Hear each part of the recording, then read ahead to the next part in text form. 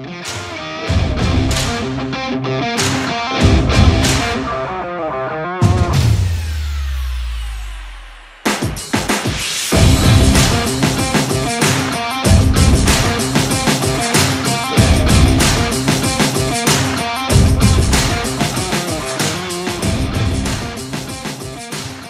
selamat siang RPKB dan warga Bangli tercinta yang masih tetap stay tune di 102,4 RPKB FM Bangli ya. Masih semangat tentunya.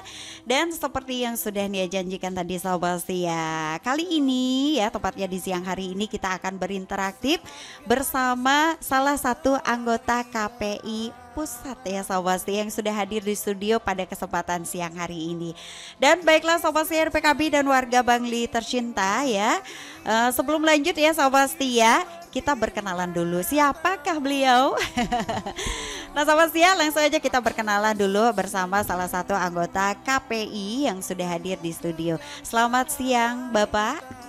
Selamat siang Ibu Nia ya. Iya. Selamat siang buat pemirsa di Bangli. Om Swastiastu, selalu dalam kesehatan, kesemangatan menyambut hari raya ya. Semoga selalu dalam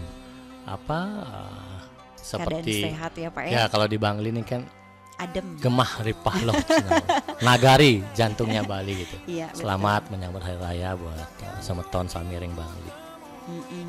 Nah Bapak silakan Pak, perkenalkan diri dulu sama pendengar RPKB FM Bangli. Katanya nggak sayang kalau nggak kenal Pak, benarkah demikian? Oh, saya nunggu kirain Ibu yang mengenalin.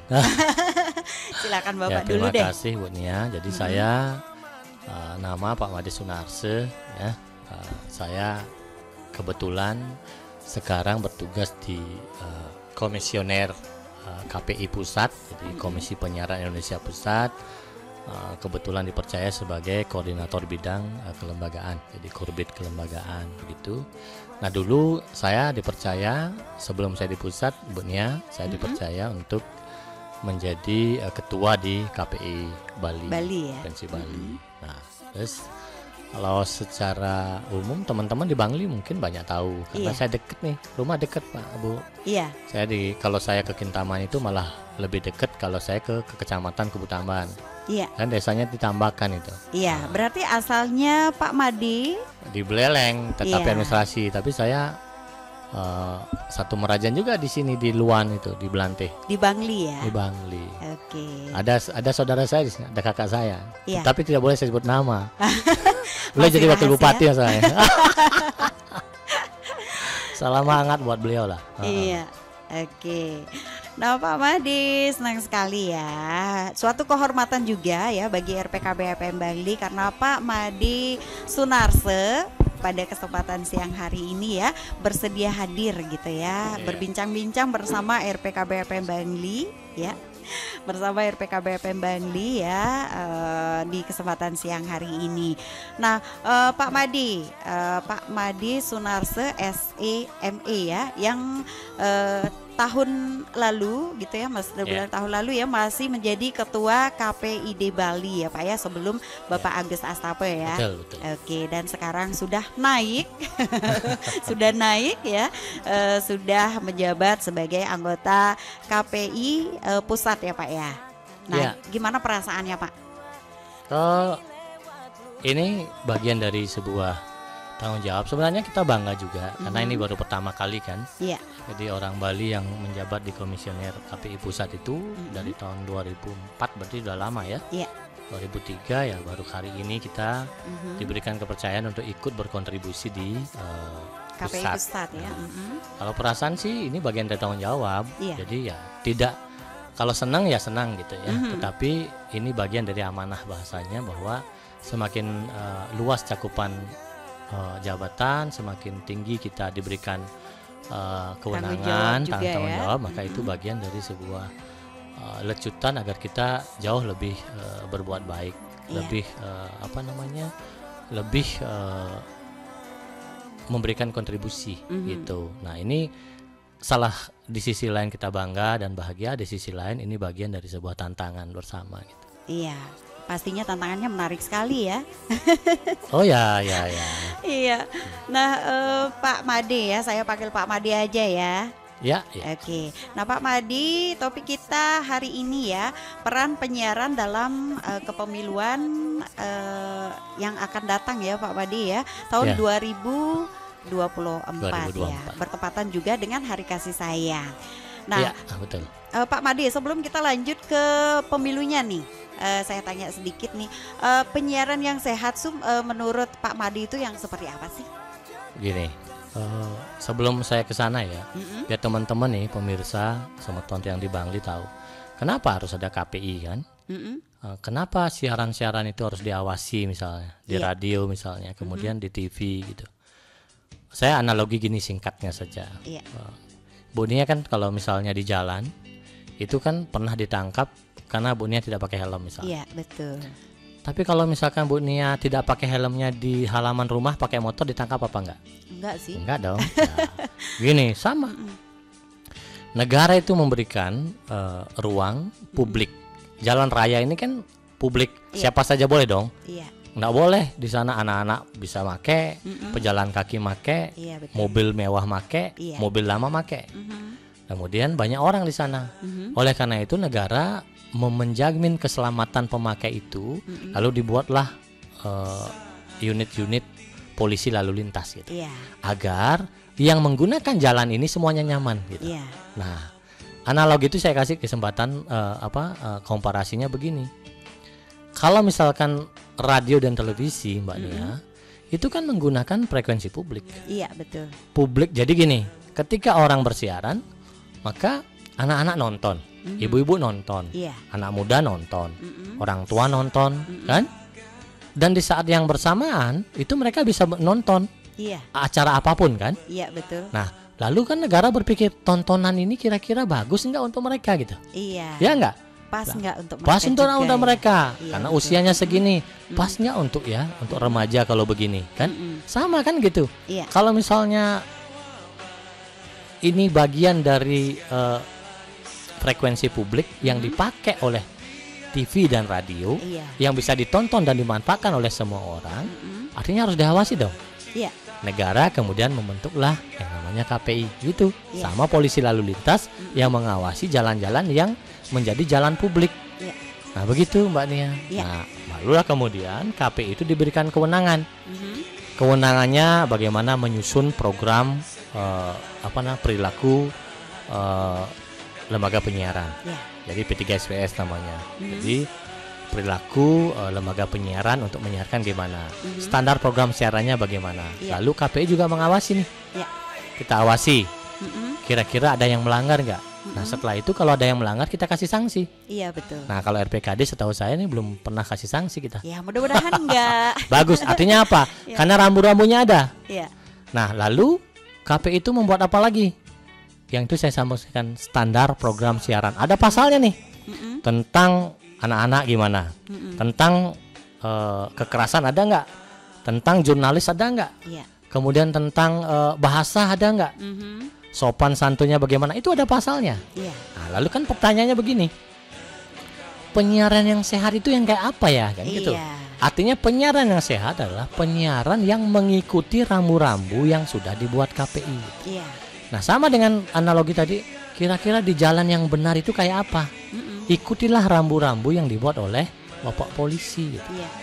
Harus pakai helm, pakai spion. Jadi hal-hal seperti itu untuk menjamin keselamatan dan kenyamanan dari masyarakat pengguna ya. Sama di KPI juga begitu. Jadi bagaimana yang sehat? Bahasanya harus ditata, jangan ada unsur pornografi. Kalau hal-hal yang berkaitan dengan pendidikan, yang berkaitan dengan seks atau apa, jangan ditayangkan di zaman-zaman anak-anak. Kalau misalkan filmnya film kekerasan yang mengandung banyak action, ditayangkan pada masa di atas jam remaja.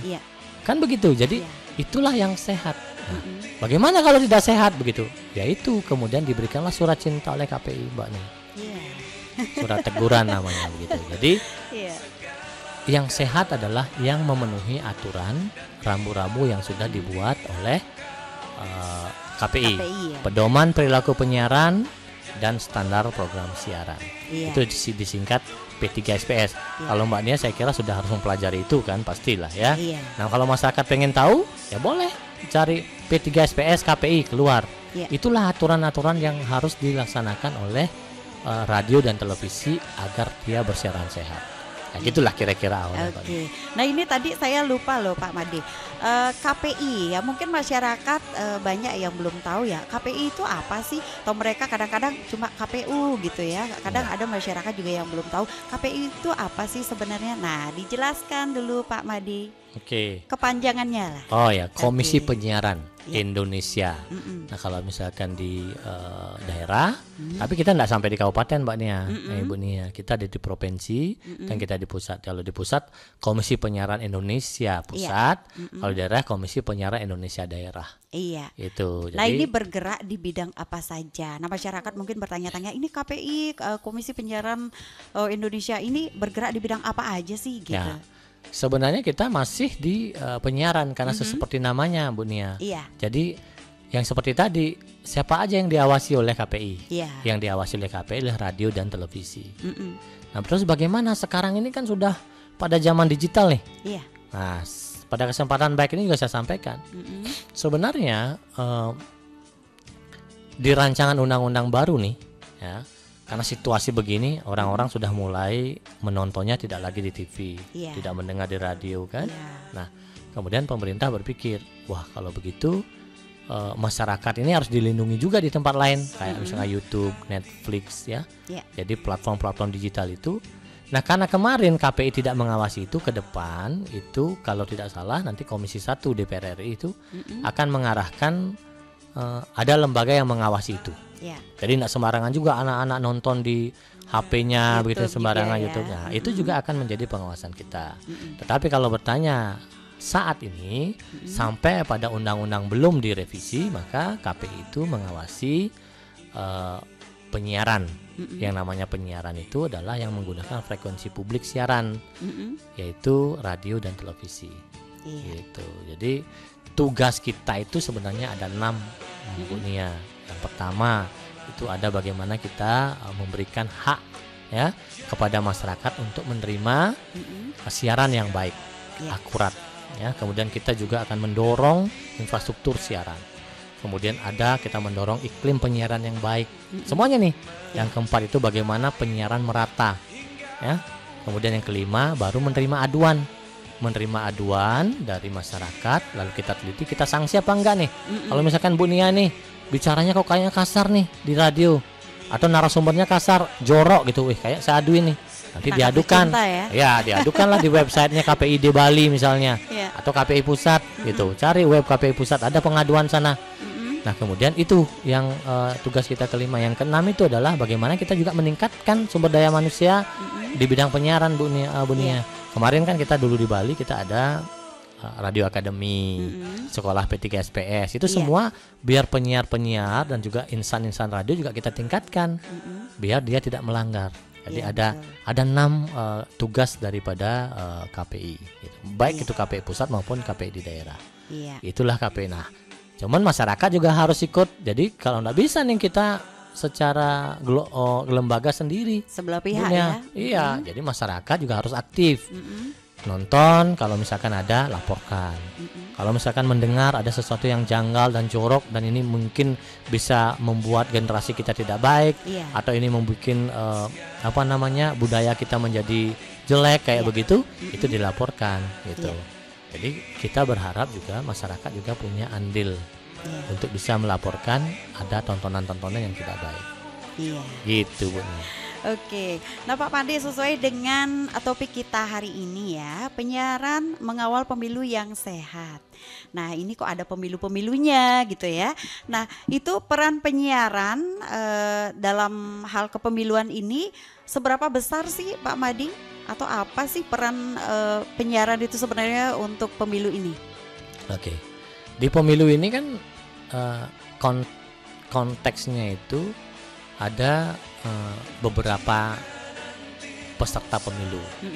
Peserta pemilu biasanya akan melakukan strategi kampanye itu di media-media, kan gitu nih. Jadi strategi mereka itu ada di medsosnya mereka, kan? Ada kemudian di YouTube mereka semua akan mereka bikin. Ada juga yang di televisi dan juga di radio. Nah, terus bagaimana ini berkaitan dengan kepemiluan. Oleh karena itu, jadi kita ingin radio dan televisi di seluruh Indonesia itu juga harus memberikan pendidikan yang mencerdaskan pemilih. Itu tujuannya. Yang pertama ya, sebelum bagaimana sih siaran yang sehat, siaran kampanye yang sehat, tujuan utamanya adalah lembaga penyiaran ini, televisi dan radio ini harus bisa memerankan fungsinya sebagai pusat informasi dan pendidikan ya kepada masyarakat agar menjadi pemilih cerdas gitu. Ya. Lalu bagaimana caranya? Gitu. Pertama nih, kalau ada misalnya peserta-peserta itu menggunakan black campaign di medsos, menggunakan isu-isu hoax ya, yang seperti itu, maka tugasnya lembaga penyiaran adalah menjernihkan itu Bu Nia, bahwa isu-isu tentang itu sebenarnya tidak benar. Radio, televisi memiliki kewajiban agar mengcounter. Jadi misalnya akan kacau pemilihan legislatif Februari akan dipastikan kacau, itu kan hoax itu. Betul. Nah, lalu apa yang harus dilakukan? Maka itu harus di-counter. Itu yang pertama, tugasnya untuk menjernihkan para pemirsa bahwa tidak begitu. Jadi itu menjadi counter attack tugasnya radio dan televisi.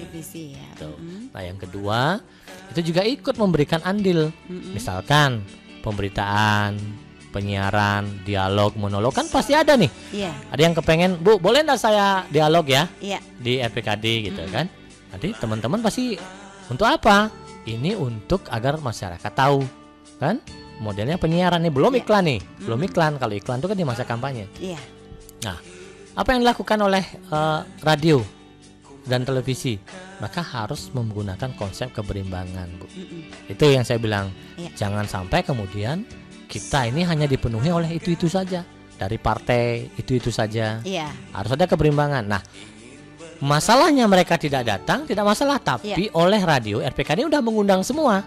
Kalau ada yang mau datang, ya dipersilakan, jangan sampai kemudian menolak.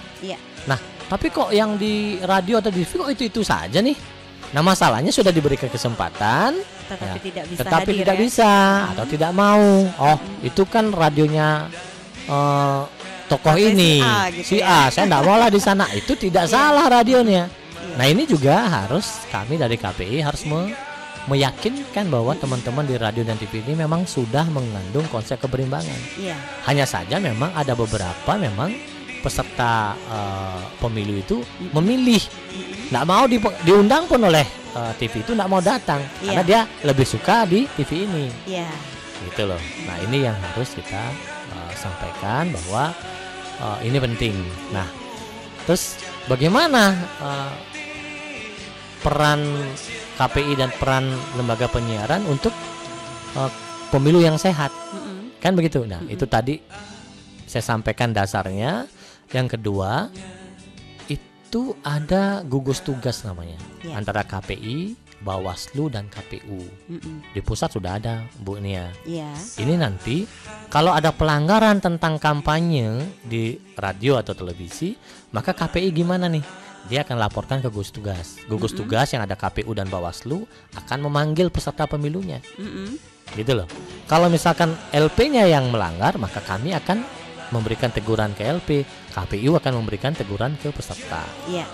Bawaslu juga akan memberikan teguran ke sanksi kepada peserta. Jadi untuk membuat ini sehat, maka KPI, KPU dan Bawaslu udah membentuk gugus tugas. Nah, rencananya kami kan ingin bicara juga, ketemu juga dengan KPU. Jadi mungkin ada kesempatan yang lain lah ya. KPU juga bisa dihadirkan bersama Bawaslu. Agar sama-sama, nanti jangan sampai Bawaslu memanggil radionya. Saya kasih tahu nih, jangan sampai nih Bawaslu memanggil radionya gara-gara misalkan dari Ibu ada orang yang berdialog padahal sudah berimbang gitu. Betul. Kan? Nah, itu harusnya menjadi ranah KPI. Ini saya mau sampaikan karena ada juga di beberapa daerah kok Bawaslunya memanggil radionya nggak bisa dipanggil oleh Bawaslu. Karena bukan ranahnya. Makanya ada gugus tugas. Gugus tugas yang sudah kita buat di pusat harusnya nyampe ke gugus tugas sampai ke daerah. Sehingga tidak ada miss begitu gitu. Nah, itu jadi kita bahu membahu agar siaran itu sehat. Ketika ada siaran-siaran hoax, maka tugasnya lembaga penyiaran untuk mengcounter, untuk menjernihkan informasi-informasi itu. Kalau ada ketidakberimbangan maka harus dibuktikan bahwa radio dan televisi sudah mau berimbang, Pak. Iya. Tetapi mereka nggak mau masalah. Iya. Gitu, Buni. Oke. Nah, seru sekali ya perbincangan kita ya Pak Made ya. Tapi kita jeda sejenak ya. Kita akan kembali berbincang-bincang setelah satu buah lagu berikut ini. Sahabat setia RPKB dan warga Bangli tercinta ya, itu tadi 2 buah tembang cantik ya sudah menghibur kita di siang hari ini. Dan kita akan kembali ke perbincangan kita ya sahabat setia. Dan masih tetap ya setia di studio ada Pak Made Sunarse SEME yang masih semangat ya memberikan informasi kepada Anda sahabat setia berkaitan dengan peran penyiaran ya dalam kepemiluan ya yang akan datang tahun 2024. Nah, masih tetap semangat ya Pak Made ya. Dan Pak Made yang ingin saya tanyakan lagi nih. Nah, ini kan KPI pusat ya. Ini juga berperan sekali ya dalam langkah kepemiluan yang akan datang ini. Nah, sejauh ini Pak Made, langkah-langkah apa sih yang sudah dilakukan oleh KPI pusat dalam menghimbau ataupun mengajak masyarakat serta media-media ya baik radio maupun televisi bersiaran sehat menuju pemilu tahun 2024 ini? Ya, makasih. Saya senang kalau Bunian tetap semangat. Wow. Harus dong. Harus dong. Saya ngelewatin 712 sungai untuk ke sini. Wow. Dari Jakarta. Tapi terbang ya. Jadi harus sama-sama tetap semangat gitu maksudnya. Betul. Karena saya kalau ke Bangli ini selalu kepengen gitu kan. Aku pengen ke Bangli ya. Sekarang saya di pusat juga tidak boleh melupakan Bangli gitu. Iya. Karena apanya nih Pak Made? Tahu di sini kalau jantungnya kalau cuaca jadi aura ramahnya, RPKB juga tentunya RPKB-nya juga. Saya dari dulu emang selalu nyaman kalau di sini. Jadi saya mengapresiasi ini kepada teman-teman di radio publik Bangli ini. Iya, terima kasih. Iya, dan ini saya tidak ngerayu loh, beneran. Iya, betul. Gini Mbak Bunia berkaitan dengan langkah kita. Jadi di standar program siaran ada juga yang mengatur tentang bagaimana penyiaran di pemilu gitu. Nah, dari 6 dan itu di pasal 71 jadi berkaitan dengan siaran yang berkaitan dengan kepemiluan dan pemilu kada. Yang pertama itu bagaimana menjamin keberimbangan yang saya sampaikan tadi. Nah, di ayat 5 dan 6 itu begini bunyinya, bahwa penyiaran itu harus memenuhi aturan ya sesuai yang ditentukan oleh penyelenggara. Begitu. Jadi penyelenggara pemilu siapa? Kan KPU, Bawaslu. Nah, ini apa kaitannya dengan bagaimana kita membuat siaran yang baik ya? Fungsi penyiaran yang bisa mendukung semangat dan kecerdasan daripada pemilih. Maka langkah pertama itu adalah kita koordinasi dengan para penyelenggara. Oleh karena itu kami sudah beberapa kali mengundang KPU dan Bawaslu RI. Bagaimana nih kita nih? Kan Bapak nih dalam aturan kami tidak boleh juga langsung menuju partai Bapak, partai peserta pemilu. Bapak tidak boleh juga langsung ke LP. Oleh karena itu kita mengadakan beberapa kali. Nah, beberapa kali koordinasi muncullah Juknis namanya. Juknis yang berkaitan dengan pelaksanaan pengawasan pemilu, baik di masa kampanye maupun sebelum kampanye. Itu ceritanya. Jadi langkah kita lah langkah koordinasi pertama. Yang kedua, kemudian kita mengambil langkah-langkah untuk mensosialisasikan Juknis ini ke lembaga penyiaran. Gitu. Jadi lembaga penyiaran harus tahu nih di mana porsinya mereka. Karena di Juknis itu jelas kalau di masa kampanye berapa waktunya boleh dia berkampanye. Berapa menit, berapa kali. Itu ditetapkan di Juknisnya. Dan apakah boleh di media radio maupun televisi seperti itu juga ya? Jadi kalau di radio durasinya sekian menit, ditayangkan misalkan berapa kali, itu di Juknis nanti bersama-sama. Ini yang akan kami sampaikan. Nah, tapi Juknisnya belum selesai. Tapi koordinasi ini kan memang masih lama. Tetapi kan buat kita semakin cepat kita mensosialisasikan kepada radio dan televisi kan semakin sedikit peluang mereka melanggar.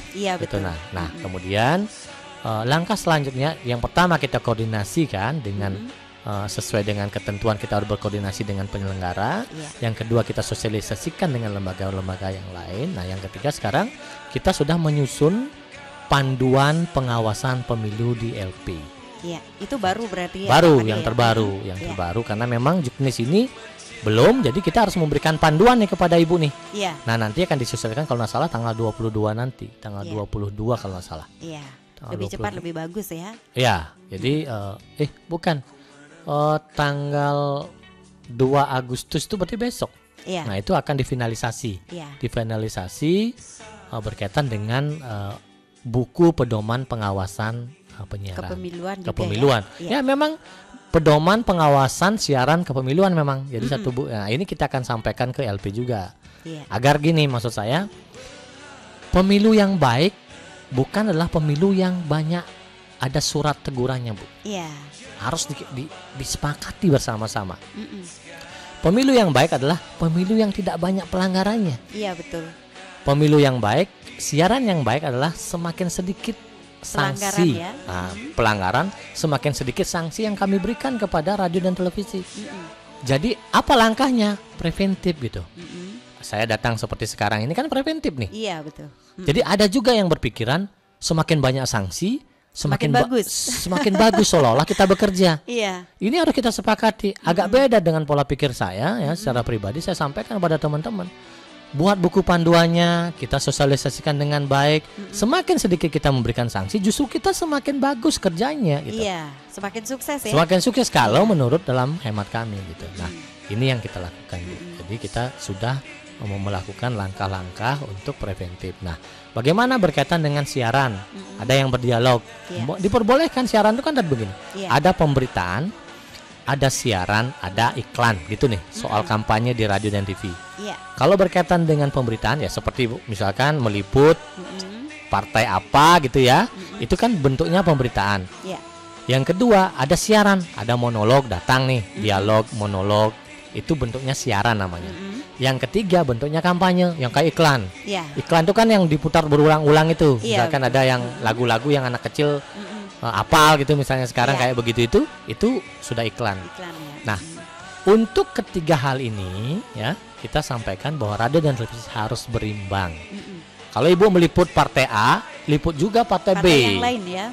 Pak liput juga partai C. Kalau ini pasti akan membuat tidak kisruh nih. Kalau misalkan hanya memihak itu membuat kisruh.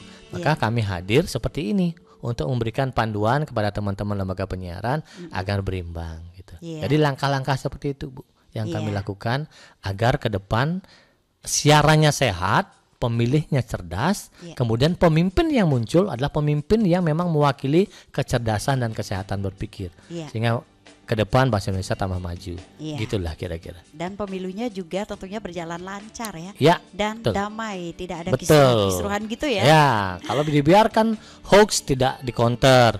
Ada berita-berita miring, berita-berita palsu tidak dikonter. Kemudian hanya memihak kepada A atau B, ya pasti kisruh gitu. Oleh karena itu kita tidak lelah untuk selalu memberikan sosialisasi ini, begitu Ibu. Iya.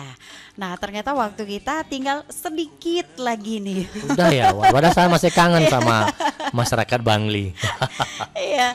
Nah sebelum kita closing nih Pak Made, mungkin ada yang mau disampaikan kepada masyarakat nih, himbauan atau pesan-pesan kepada masyarakat nih berkaitan dengan informasi-informasi mungkin dalam menyambut pemilu tahun 2024 ini. Silakan Pak Made. Ya, terima kasih. Saya bolehlah memberikan pesan kepada dua ya, misalkan kepada LP ya. Berkaitan dengan kepemiluan, LP harus punya standar, memiliki ikhtiar, memiliki tanggung jawab untuk mencerdaskan. Apapun itu caranya, dan tidak boleh melanggar aturan yang ditetapkan oleh KPI, aturan yang diterapkan oleh Bawaslu dan KPU. Itu pesan saya. Bertanggung jawablah juga terhadap pemilu ini agar informasi yang kita kirimkan itu yang mencerdaskan, ya. Jadi yang berimbang, kemudian merata, kemudian juga sehat gitu. Nah, kemudian kepada masyarakat, saya berharap kepada masyarakat jangan terlalu menjadi generasi, terutama anak muda ya. Jangan asik dengan generasi penunduk. Kalau generasi penunduk tuh nguntul melihat HP gitu. ya kan? Iya. Walaupun itu ada banyak manfaatnya, tapi banyak juga mudaratnya, Iya. banyak tidak manfaatnya. Oleh karena itu mulailah kemudian menjadi generasi yang mendengar dan menengadah melihat. Kalau misalkan generasi-generasi ini bisa, masyarakat itu mendengar radio, informasi yang di radio, kita jaminkan itu benar. Ya. Kenapa kalau tidak benar saya sanksi loh. Saya kasih nih surat sanksi kalau tidak benar. Televisi juga begitu. Kalau yang dia sampaikan itu tidak benar, pasti ada yang mengawasi kan. Maka masyarakat tuh kalau ingin informasinya benar dan akurat, maka tonton TV dan dengarkan radio. Iya. Maka itu pasti akurat, pasti benar. Kalau tidak akurat dan tidak benar, kami Pasti akan akan mengawasi. disanksi ya. Betul. Nah Saya itu. takut jadinya. Nah makanya yang soal itu, maka kita berharap masyarakat untuk tetap mencintai penyiaran sebagai media informasi pendidikan yang diawasi oleh negara. Yang sehat pastinya Betul. ya Pak ya. Saya kira demikianlah, dan terakhir selamat Hari Raya kembali, sehat selalu, semoga kemenangan Dharma selalu melawan adharma gitu ya. Astungkara. Ya. Terima kasih, saya boleh tutup ya. Oke. Nggih, silakan. Titiang tutup dengan para Santi ya. Ya. Om Santi, Santi, Santi Om. Iya.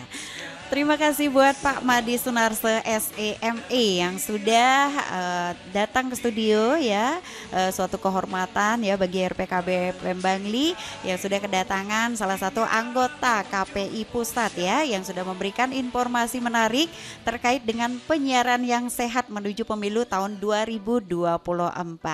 Dan mudah-mudahan ya sahabat setia dimanapun Anda berada gitu ya, informasi-informasi tersebut memberikan ataupun informasi-informasi tersebut ya bisa Anda pakai acuan ya sahabat setia dalam mencerdaskan diri ya, dalam menyerap informasi maupun dalam hal-hal lainnya yang bersifat positif. Baiklah sahabat setia RPKB dan warga Bangli tercinta, sampai di sini juga akhirnya kebersamaan kita ya sahabat setia di ajangnya Healing in Bangli.